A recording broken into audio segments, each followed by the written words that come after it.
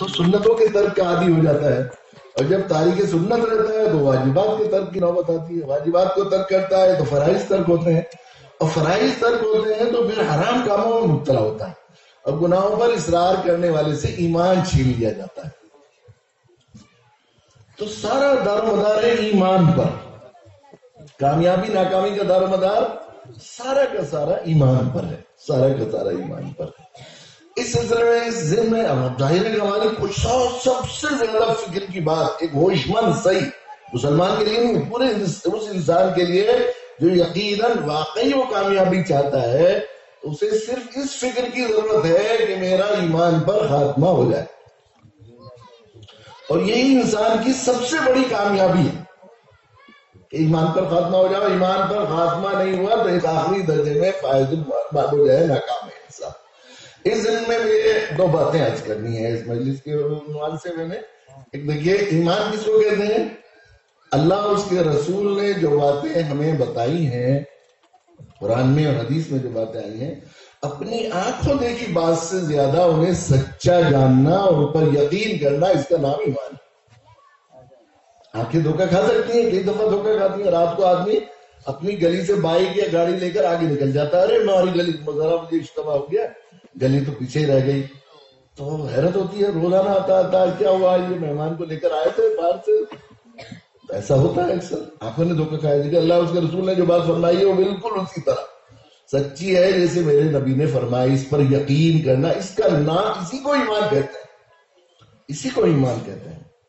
اس سے یہ نہیں کہ یہ ایمان کا حصہ ہے، بلکہ اسی کو ایمان کہتے ہیں۔ اور صرف یہ دعویٰ کر دینا کافی نہیں ہے کہ میں سچا جانتا ہوں، یہ دعویٰ کر دینا کافی نہیں، بلکہ الایمان ما وقر فی القلب ویصدقہ العمل، ایمان وہ جو دل میں بیٹھ جائے، عمل اس کی تصدیق کرے۔ جس چیز کا دل میں یقین ہوتا ہے عمل اس کی تصدیق کیا کرتا ہے، عمل اس کے مطابق نہ ہو تو کہا جائے گا یقین نہیں آئے گا۔ کسی ویران راستے پر آپ تشریف لے جا رہے ہیں، رات کو حضرت مفتی صاحب ادھر سے تشریف لا رہے ہیں، تو ان کا بیٹا ادھر کو مت جاؤ، راستہ یہاں کچھ ڈاکو ہیں جو لوٹ بھی رہے ہیں اور قتل بھی کر رہے ہیں، میں نے کئی لاشیں دیکھی ہیں۔ یہ سننے کے بعد اگر آپ ادھر کو چلے جا رہے ہیں تو کیا سمجھا جائے گا؟ یقین نہیں آیا۔ یقین آتے تو عمل اس کے مطابق ہونا چاہیے۔ یقین تو بہت بڑی بات ہے، شک پیدا ہو جائے تو عمل اس کے مطابق ہو جاتا ہے۔ 70 سالہ دوستی ہے حاجی صاحب سے، بہت زمانے سے تجارت میں، زراعت میں، جو کام ہوتا ہے سب میں ساتھ دیتے ہیں، ہمیشہ مشکل میں کام آئے۔ ایک دفعہ بھی کبھی بے وفائی یا کنارہ کشی کا واقعہ نہیں پیش آیا۔ بہت دنوں سے حاجی صاحب بھی کہہ رہے ہیں کہ ہمارے گھر میں بھی آپ کا تذکرہ ہوتا ہے، آپ کے گھر میں بھی ہمارا تذکرہ ہوتا ہوگا، تو گھر میں خواتین کہہ رہی ہیں کہ ہمارے بھی تو روابط ہونے چاہیے، ایک دن بھابھی کو لے کے آئیے نا بچوں کے ساتھ۔ تو کہا ہمارے گھر میں بھی یہ بات ہو رہی تھی کہ ہر وقت حاجی صاحب کرتے رہتے ہیں، دکھائے تو ہے نہیں گھر کہ آپ آئیے ایک وقت فلاں جمعے کے دن، یہ فلاں کھانے کی دعوت۔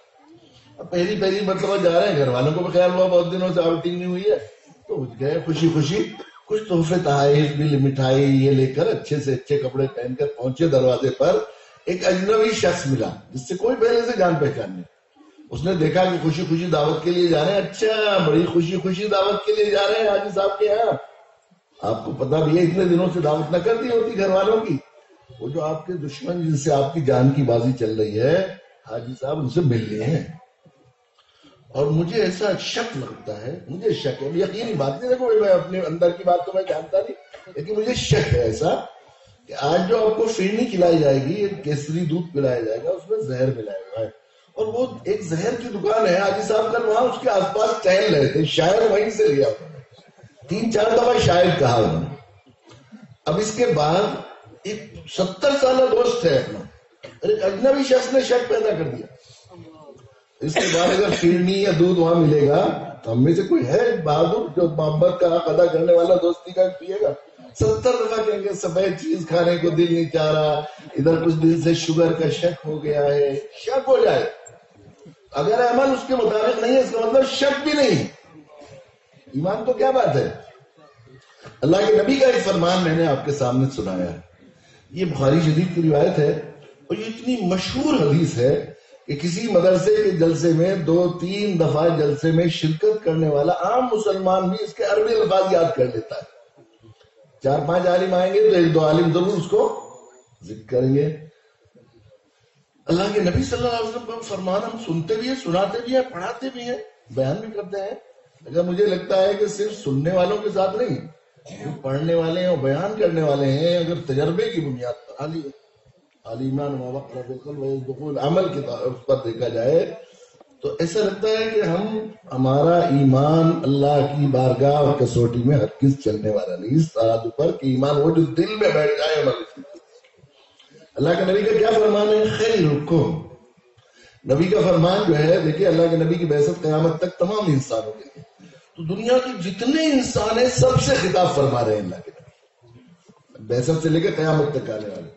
بادشاہوں سے بھی خطاب ہے، بادشاہوں تم سے بھی بتا رہا ہوں، اے وزیروں تم سے بھی بتا رہا ہوں، منتریوں تم سے بھی بتا رہا ہوں، افسروں تم سے بھی بتا رہا ہوں، کلیکٹروں جو ہے ججوں اور آئی پی ایس افسروں اور بلڈروں اور پراپرٹی ڈیلروں اور نوابوں اور راجاؤں اور صدروں اور وزیروں وزیر اعظموں، ساری دنیا کے جتنے موجود پیروں امیروں فقیروں قطبوں ابدالوں غوثوں سب سے خطاب ہے اللہ کے.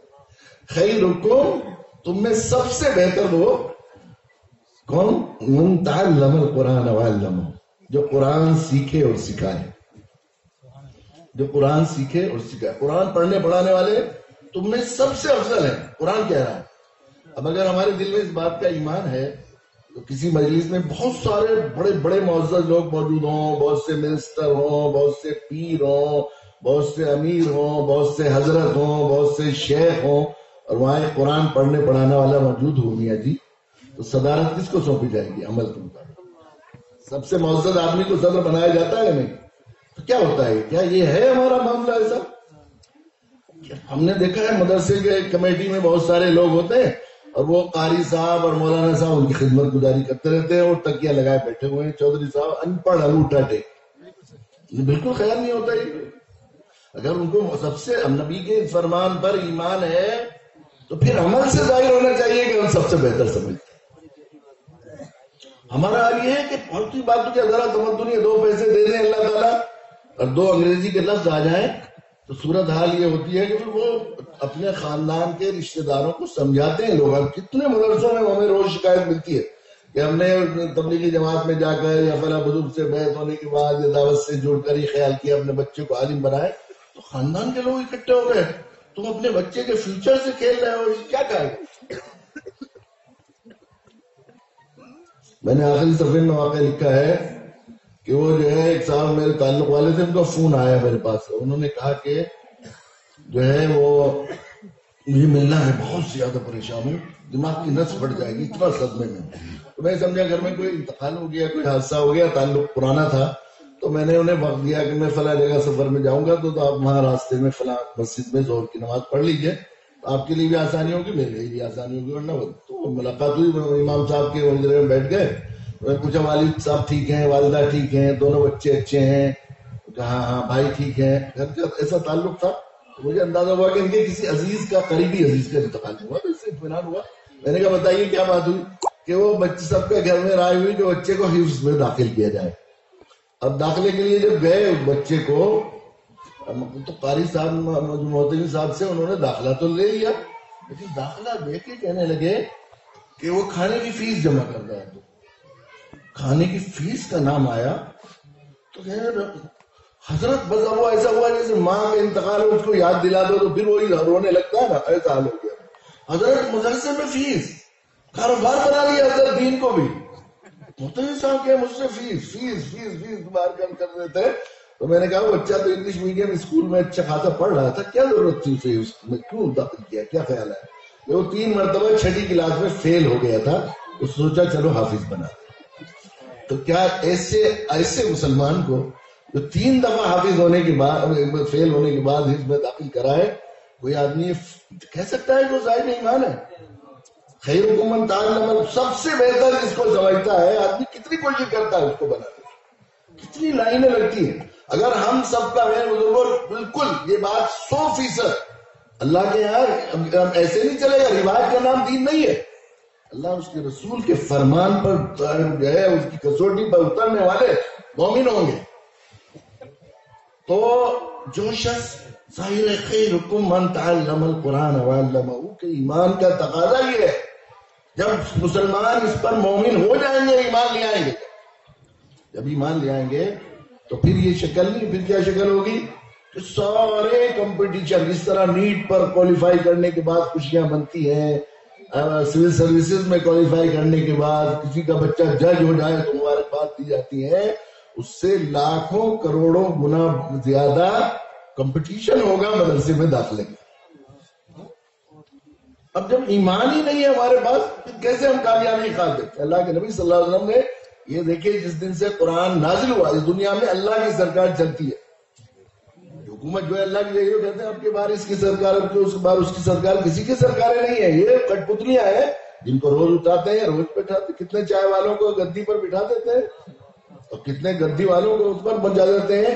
اگر ان کی سرکاریں چلتی، جن کی سرکاروں کو ہم سرکار کہہ رہے ہیں، اگر بزرگوں یہ بات نہیں ہوتی کہ ابھی پچھلے دن ہندوستان ٹائمز میں چند ماہ پہلے ایک رپورٹ چھپی تھی سنڈے ایڈیشن میں تفصیل سے کہ دنیا کے ملکوں میں جو 10 سالوں میں، گزشتہ 10 سالوں میں پرائم منسٹر یا پریزیڈنٹ تھے، پہلے نہیں کہ ان کے آبا و اجداد بادشاہ تھے وہ فقیر ہو گئے، پریزیڈنٹ تھے یا پرائم منسٹر تھے، ان میں 58 پرائم منسٹر، سی ایم نہیں، پی ایم وہ بھی نہیں، M P M L A نہیں، یا کمشنر وہ نہیں ہے، ڈی جی پی وغیرہ، پی ایم یا ایم پی صدر تھے، ان میں سے 58 صدر اور 58 جو ہے وہ وزیر اعظم، یا 58 سب کل ملا کر، کچھ وزیر اعظم ہے، کچھ ان میں صدر ہے جو پہلے عہدے پر ہوتے ہیں، تو 58 جو ہے وہ جیلوں میں سڑ رہے ہیں۔ اور اس کے نواز شریف 3 دفعہ پرائم منسٹر رہے، زرداری پریزیڈنٹ رہے، بیچارے صدر مرسی شہید ہو گئے، ایک پریزیڈنٹ اور مصر کے جیل میں ہے، کوریا کے ایک پرائم منسٹر جیل میں ہے، انگلینڈ کے ایک کارگزار پرائم منسٹر جیل میں، 58 پرائم منسٹر جیل میں۔ اگر ان کی حکومت چلتی ہے تو کوئی چپراسی جیل میں جانا چاہتا ہے؟ حکومت کس کی چلتی ہے؟ اللہ علیہ اللہ کے ملا۔ یہ جو اس حکومت کے اترنے سے ہم خوش ہو گئے، اس حکومت کے چڑھنے سے ناراض ہو گئے، یہ سب ہمارا خام خیال ہے۔ قلم لکھ رہا ہے تو ہاتھ لکھ رہا ہے، قلم نہیں لکھ رہا ہے، وہ لکھ رہا ہے اللہ ہے، علیہ اللہ۔ پہلے بھی اللہ کا قانون، جب اللہ حاکم ہے تو قانون کس کا چلے گا؟ اللہ کے چلے گا۔ اور اللہ نے قرآن کے نزول کے وقت کے ساتھ یہ قانون طے کر دیا ہے، اس امت مسلمہ کی عزت وقار کا دنیا میں انحصار قرآن کے ساتھ اس کی وابستگی اور اس کے دل و دماغ میں قرآن اور قرآن والوں کی عظمت کے ساتھ۔ جتنا زیادہ قرآن اور قرآن والوں کی عظمت ان کے دلوں میں بیٹھتی چلی جائے گی، اتنا زیادہ جو ہے یہ امت دنیا کی نگاہوں میں عزت۔ اللہ کے نبی صلی اللہ علیہ وسلم نے صرف قول سے دین نہیں سکھایا، عمل سے سکھایا۔ اللہ کے رسول صلی اللہ علیہ وسلم کی ہر عزت کا معیار قرآن کا علم ہوتا تھا۔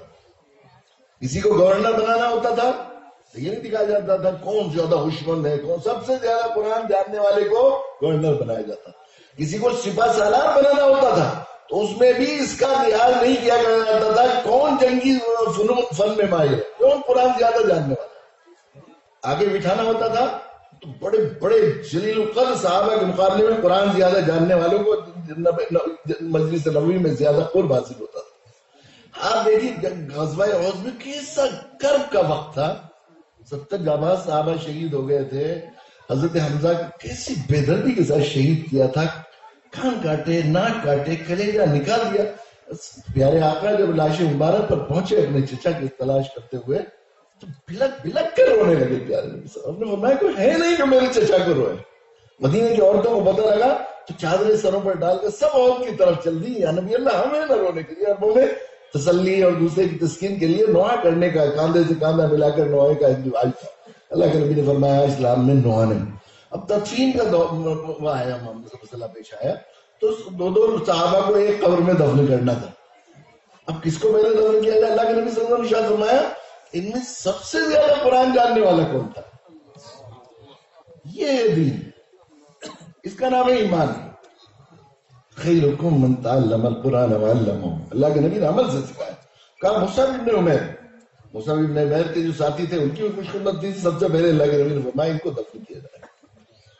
ہر چیز میں ہمارے قرآن کی یہ صورت حال ہوتی ہے، اللہ اس کے رسول نے جو بات کہہ دی ہے وہ سچی ہے، اس کے خلاف جو وسوسہ بھی ڈال، اندر سے کوئی کہہ رہا یا باہر سے کوئی کہہ رہا ہے، شیطان ہی کہہ سکتا ہے، مومن نہیں کہہ سکتا۔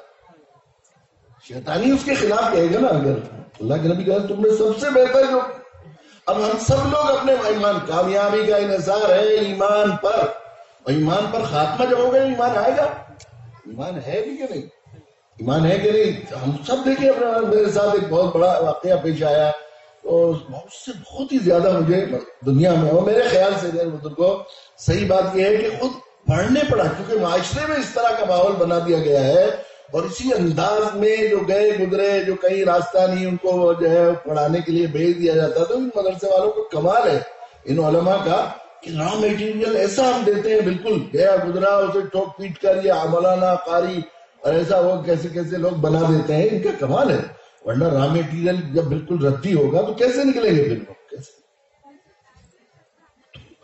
تو صورت حال یہ ہوگی ایک ماحول میں ایسا، اس لیے خود پڑھنے والوں، قرآن پڑھنے پڑھانے والے بھی اپنے آپ کو معزز سمجھ کر، اپنے وقار، خیرکم من تعلم القرآن وعلمہ، کہ ایمان کے ساتھ اس مشغلے میں نہیں لگے، مجبوری میں لگے ہوئے ہیں. ہمارے پاس کوئی ڈگری